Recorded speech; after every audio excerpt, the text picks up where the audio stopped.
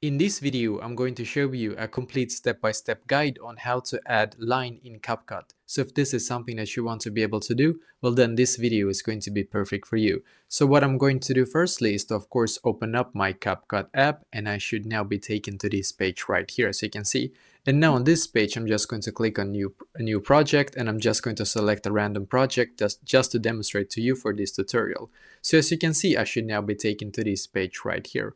And now on this page, then what you're going to do is to find where it says text, as you can see, and click on text, and you should now be taken to this page. Now on this page, what you're going to do is to click on stickers. So click on stickers, and now you're going to search for line in here. So just search for line.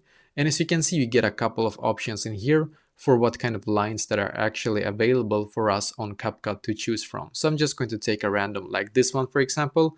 And as you can see, I can make it bigger and longer, as you can see right here. You can even play around, and as you can see, you can change the way that it actually aligns, as you can see. So that is basically exactly how you can actually add a line in CapCut.